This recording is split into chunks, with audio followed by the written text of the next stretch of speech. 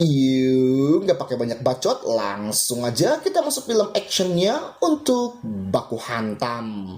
Film dibuka di Spanyol, di mana di awal film kita diperlihatkan dengan seorang pembalap MotoGP bernama Rafa yang sedang mempersiapkan dirinya untuk mengikuti seleksi kejuaraan dunia Superbike. Selain pembalap, Rafa adalah seorang duda beranak satu dan ia sangat berambisi untuk menjadi peserta Lorenzo di kejuaraan MotoGP kali ini.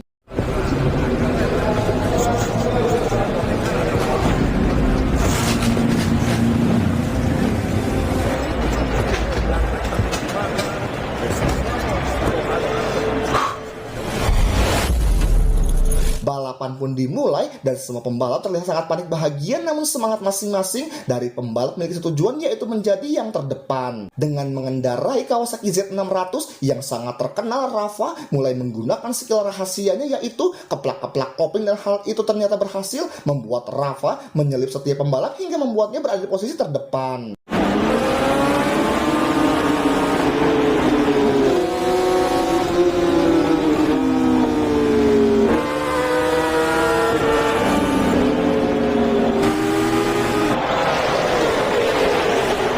Namun tetapi sayangnya saat balapan tinggal 2 lap lagi, motor Rafa mengalami bekur yang akhirnya membuat Rafa terpaksa harus mengakhiri balapannya itu.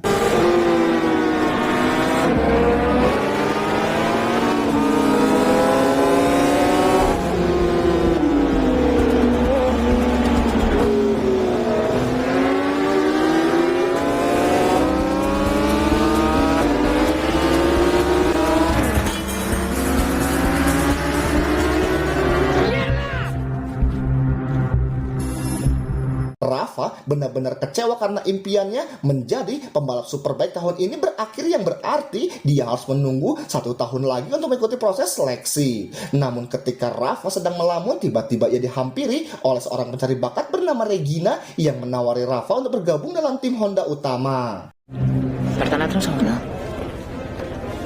Tentu saja Rafa menerima tawaran tersebut dan mengatakan kalau ia akan hadir tepat waktu untuk mengikuti seleksi menjadi pembalap Honda seperti Lorenzo.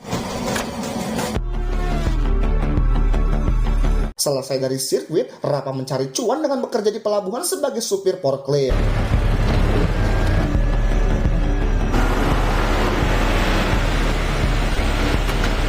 Dan setelah pekerjaannya selesai, Rafa pun kemudian menjemput putranya yang bernama Matteo yang tinggal bersama mantan istrinya, yaitu Natalia. Rafa dan Natalia sebelumnya telah sepakat bahwa Matteo akan menghabiskan akhir pekannya bermain dengan ayahnya. Hal ini mereka lakukan agar Matteo bisa tumbuh dengan baik secara fisik maupun mental seperti anak umum pada lainnya. Rafa pun membawa Matteo ke bengkel yang ia jadikan sebagai rumah tinggal. Como jabón. Di sana Rafa menunjukkan berbagai piala yang ia raih saat menjuarai ajang motocross dan juga super sport. Dan ini membuktikan bahwa Rafa memang memiliki bakat dalam mengendarai sepeda motor. A dormir, ¿vale? ¿Tienes sueño? Sí.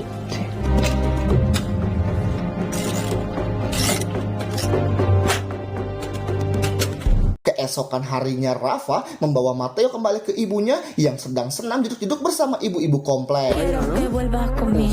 Rafa entah bagaimana tiba-tiba mengajak Natalia jalan-jalan untuk menghidupkan kembali hubungan mereka yang telah lama terhenti.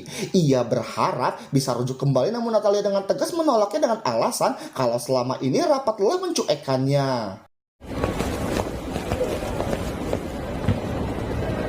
Natalia kesal karena selama ini Rafa mengutamakan motornya daripada memperhatikan nutrisi keluarganya. Dan itulah mengapa Natalia memutuskan untuk berpisah dengan Rafa. Di hari-hari berikutnya, Rafa mendatangi sirkuit untuk mengikuti proses seleksi pembalap utama tim Honda. Di sana, dia akan bersaing dengan pembalap lain yang masih cukup muda dan terlihat memiliki semangat yang lebih tinggi. Regina menjelaskan bahwa seleksi terdiri dari 4 putaran dan akan dilakukan secara rutin selama beberapa minggu ke depan. Setelah semua pembalap paham, seleksi putaran pertama pun dimulai.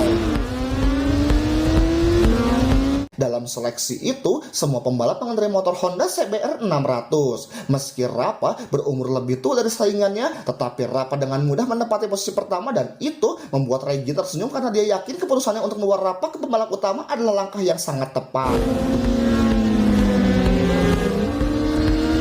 Setelah selesai seleksi, Rafa bergegas kembali ke rumah Natalia untuk menyampaikan kabar baik mengenai seleksi tim Honda. Namun begitu sampai di apartemen Natalia, Rafa menemukan bahwa semua ruangan berantakan dan terlihat kalau Natalia mengalami luka di bagian bibirnya, yang artinya Natalia baru saja dibogem oleh seseorang. Natalia, ¿qué ha pasado? Que me sueltes. Menyadari hal itu, Rafa mencoba untuk menghubungi polisi, tetapi langsung dihentikan oleh Natalia. Dari sinilah terungkap bahwa Natalia ini ternyata bekerja di sebuah layanan pengiriman narkoba. Natalia bekerja untuk bos kartel bernama Carlos, tapi yang menjadi permasalahannya yaitu obat senilai 200.000 entah hilang kemana, dan itu membuatnya memiliki hutang kepada Carlos. Bukannya memarahi Natalia, Rafa malah menenangkan Natalia dan membawanya ke bengkel bersama Mateo agar tetap aman. Hal ini menandakan kalau Rafa benar-benar suami yang baik dan mau bertanggung jawab atas kesalahan istrinya tersebut. ¡La puta! Natalia, Natalia, mírame, mírame.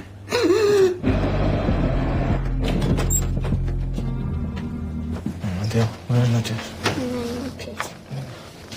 Usai kejadian yang menimpa Natalia, Rafa pun merasa kasihan kepada Natalia karena dia juga merupakan ibu dari anaknya Rafa. Rafa kemudian memutuskan untuk menemui Carlos, namun sebelum itu ia menggali informasi tentang Carlos dari sahabatnya yang bernama Cortés yang merupakan juga seorang pengedar. Moto Cortés. Tranquilo, tío. Eso latino, colombiano. Están jodiendo a mi Natalia, hermano. Setelah mendapatkan informasi dari temannya, Rafa kemudian menuju ke markas Carlos untuk bernegosiasi terkait masalah yang dihadapi mantan istrinya itu. Ia juga mengungkapkan kalau dirinya merupakan seorang pembalap superbike dan akan melunasi hutangnya dalam waktu 2 bulan ke depan. A negociar contigo. Akan tetapi, Carlos menolak untuk bernegosiasi dengan Rafa. Karena ditolak, Rafa memutuskan untuk pulang ke rumah untuk mencari cara lain guna melunasi hutang Natalia. Namun begitu sampai di rumah, tiba-tiba salah satu anak buah Carlos menelpon dirinya. Ia meminta kepada Rafa untuk datang ke salon tato di pinggir kota. Singkat cerita, sesampainya di sana, antek Carlos yang bernama Boro lalu menyuruh Rafa untuk masuk dalam sebuah mobil dan membawanya ke suatu tempat. Sube.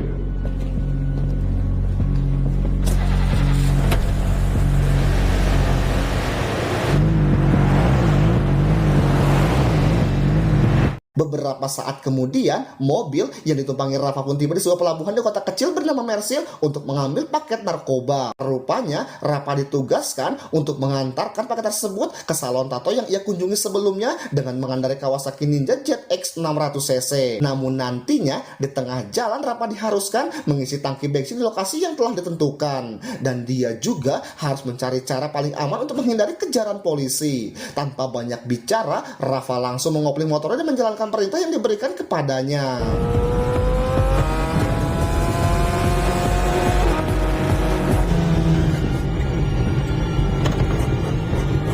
Dalam perjalanan, Rafa menemui masalah di mana ia dikejar-kejar oleh polisi yang sedang berpatroli di jalan raya. Polisi tersebut tampaknya ternyata menggunakan mobil Nissan GT-R A35 yang tentunya bukan mobil lambat. Berkat keterampilannya yang luar biasa, Rafa berhasil mengelabui para polisi dan tiba di salon tato tepat waktu.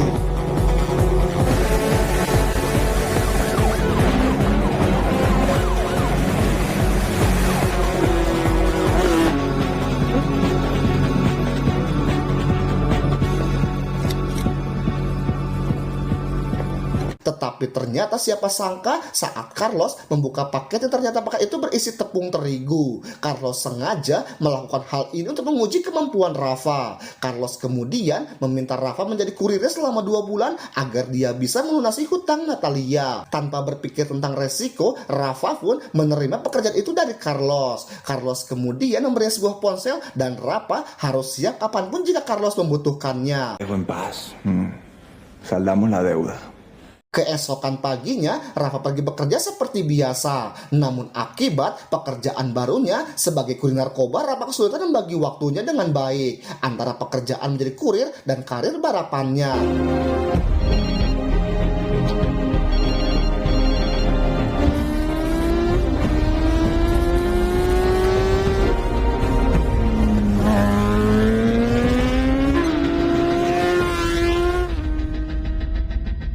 Saat hari pemilihan tim Honda putaran kedua selesai, entah bagaimana Boro sudah berada di depan sirkuit. Karena Rafa tidak mengangkat teleponnya, Boro kemudian membawanya ke pelabuhan dan menugaskan Rafa untuk mengantarkan paket ke salon tato. Boro juga memberikan obat adrenalin agar Rafa tidak lelah saat menjalani pekerjaannya. Di dalam perjalanan, Rafa lagi-lagi dikejar oleh para polisi karena mereka menerima laporan bahwa Kawasaki Ninja ZX600 yang sangat mencurigakan sedang melaju kencang di jalanan. Rafa pun mulai gelisah karena jarak antara dirinya dan polisi yang mengejarnya semakin dekat. Untungnya saat di persimpangan, Rafa bersembunyi di balik truk terparkir sehingga ia bisa lolos dari kejaran para polisi itu. Abre, vamos, vamos, vamos.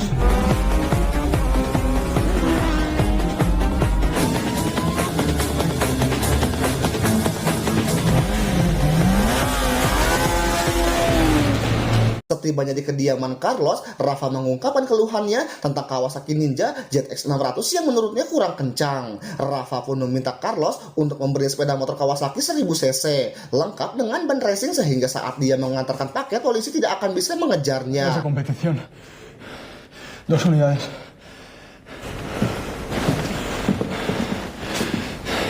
Setelah dari Carlos, Rafa kembali ke rumah dan memberitahu Natalia bahwa masalahnya dengan Carlos telah teratasi berkat bantuan dari Cortez. Rafa sengaja menyembunyikan kesepakatannya dengan Carlos karena dia tidak ingin membuat Natalia khawatir. Esos tíos ya está arreglado.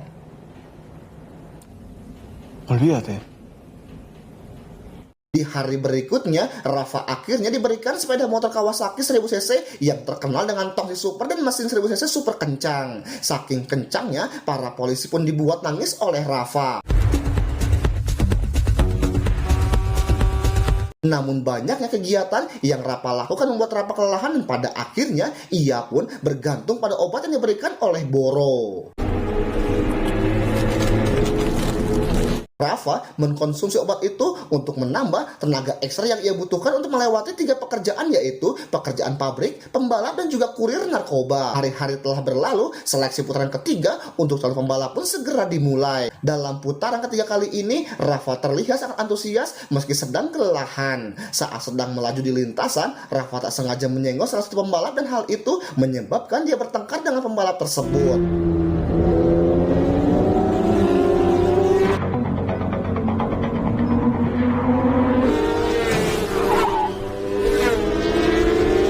Pembalap itu mengira kalau Rafa sengaja mencelakainya. Namun Rafa dengan tegas mengatakan bahwa dirinya tidak melakukan kecurangan.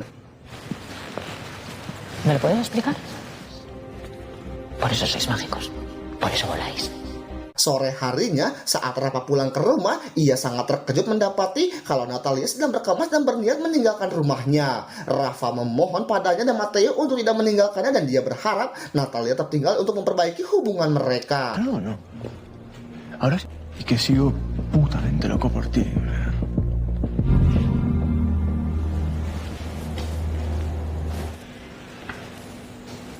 Rafa pun kembali tugaskan untuk mengantarkan paket kepada pelanggan yang berada di tengah kota. Akan tetapi kali ini Rafa mengetahui bahwa di kota sedang terjadi demo besar-besaran dan polisi pun berjaga di mana-mana. Untuk melewati para pendemo tersebut, Rafa pun meminta motor cross kepada Carlos. Difícil meter un gramo. Una de cross está bien. Listo. Malam harinya, saat Rafa sedang menunggu Boro yang dihampiri oleh Cortez yang memperingati Rafa agar segera keluar dari bisnis Carlos karena ternyata Carlos tidak akan melepaskan Rafa setelah perjanjiannya selesai. Meskipun diperingati, Rafa tetap saja kekeh dan akan melanjutkan tugasnya sampai selesai. Si te regresas. Ok. Singkat cerita, Rafa kemudian mulai menerobos barisan pengunjuk rasa dan juga para polisi dengan mengendarai sepeda motor cross.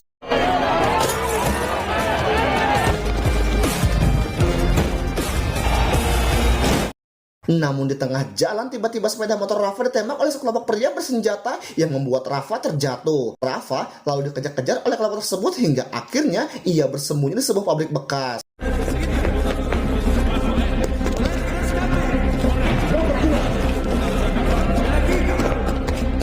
Rafa pun menelpon Boro dan memintanya untuk menjemputnya karena dia yakin orang yang mengejarnya sangatlah berbahaya. Rafa pun kembali berlari sekuat tenaga untuk menemukan mobil Boro dan berkat bantuan Boro, Rafa akhirnya berhasil diselamatkan.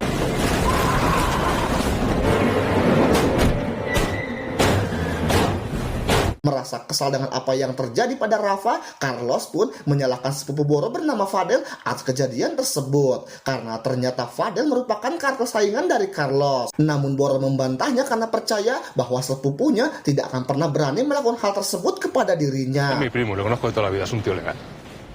Sesampainya Rafa di rumah, Natalia akhirnya mengetahui bahwa Rafa menjadi seorang kurir narkoba untuk menebus semua hutang-hutangnya. Menyadari bahwa selama ini Rafa telah banyak berkorban dan itu membuat hatinya menjadi luluh. Keduanya pun kemudian memutuskan untuk beradu congor. Rafa va a Keesokan harinya, Rafa pergi ke trek balap untuk mengikuti balap terakhir pemilihan pembalap utama tim Honda. Di awal balapan, Rafa mendominasi balapan, namun sayangnya di tengah lintasan, Rafa salah memilih jalur karena kurangnya fokus.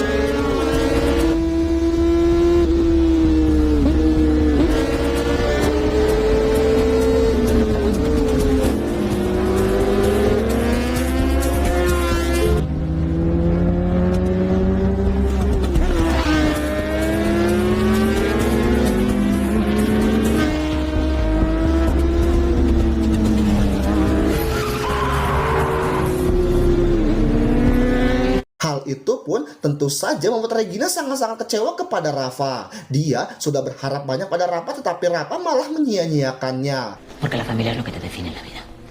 Lo quieras o no. Untuk melampiaskan segala kesalahannya atau semua masalahnya, Rafa bertekad untuk menyelesaikan semua tugas terakhirnya. Dan kebetulan sekali kalau hari ini adalah hari terakhir Rafa bekerja kepada Carlos. Rafa kemudian pergi ke sebuah gedung tua dan bertemu dengan Boro yang siap menerima uang dari kliennya.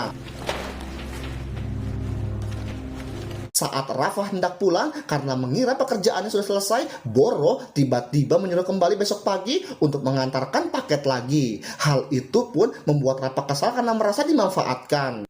Bueno, que llames a Carlos, hostia. Carlos pasa de... Boro lalu memukul Rafa dan mengancam akan mencelakai istrinya jika menolak perintahnya. Coño, una puta blanca como la tuya en Oriente Medio, los moros se vuelven locos, tío. Karena Boro sudah membawa-bawa istrinya dan juga menghancurkan karirnya, Rafa pun tak tinggal diam. Ia kembali menghampiri Boro dan memukul Boro dengan helm sampai akhirnya Boro pun tewas.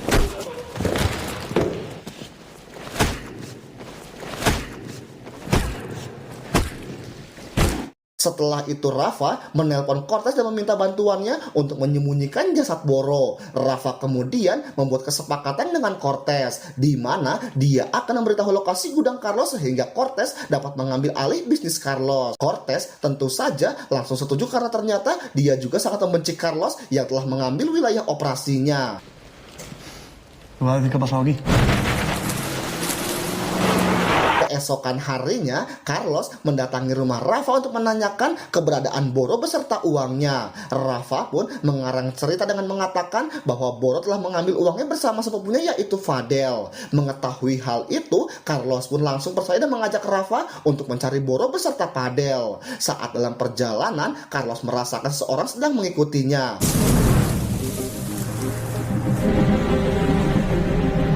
Nelson, necesito que encuentres. Dia pun memutuskan untuk berbalik arah dan pergi ke gudangnya untuk mengamankan paket obatnya.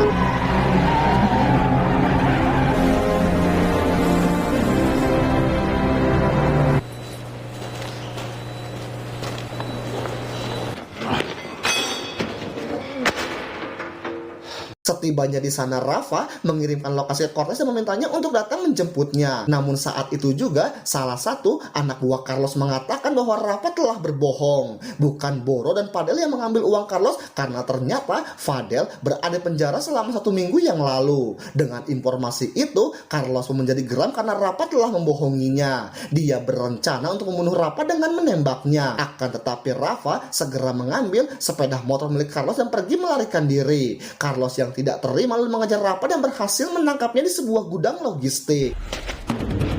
Me han enviado la ubicación. Está en el polígono de la Cruz.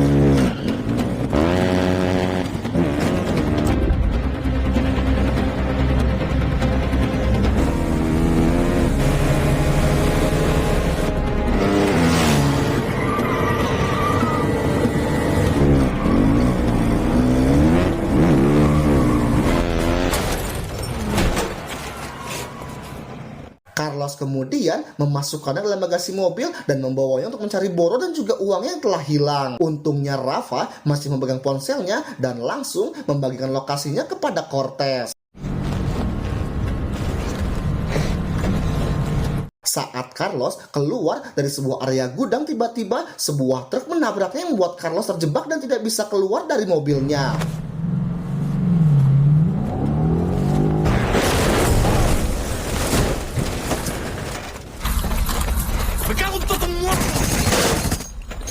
Kedua orang itu pun lalu mengeluarkan Rafa dan membawanya untuk pergi. Rafa akhirnya berhasil menyelesaikan semua masalahnya dan kembali dengan istri dan juga putranya untuk menjalani kehidupan yang lebih baik.